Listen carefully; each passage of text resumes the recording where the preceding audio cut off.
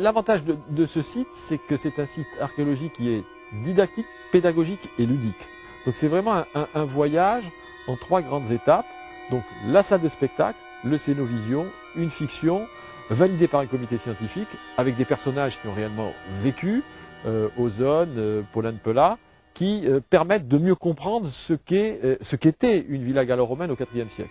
Ensuite, deuxième étape, c'est la salle d'exposition, la salle où on va retrouver, disons, les acteurs du spectacle et où on va découvrir des pièces qui ont été révélées lorsqu'il y a eu des fouilles sur le jardin archéologique. Et on s'aperçoit, lorsqu'on regarde les sculptures, les mosaïques, les statues, qu'on était dans une villa d'un personnage extrêmement important qui avait vraiment de gros moyens et qui était quelqu'un de très influent. Puis troisième étape, c'est le jardin archéologique, donc les images et le son plein la tête du spectacle.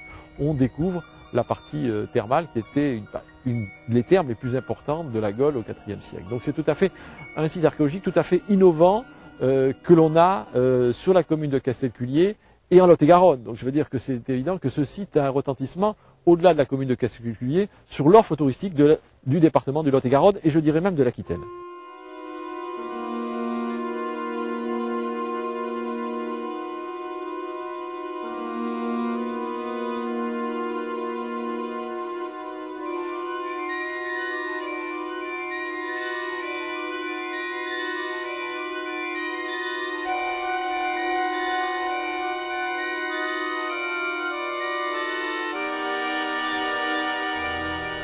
Un peu moins de 6 mois d'ouverture, on est déjà à plus de 5500 entrées, qui est un gros travail qui va être effectué au niveau commercial, au niveau des scolaires, au niveau des groupes.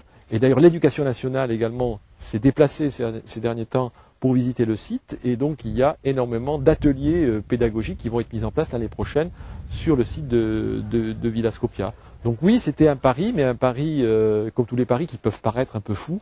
Mais ça, c'est la particularité des gens qui veulent innover, mais qui est en train d'être réussi.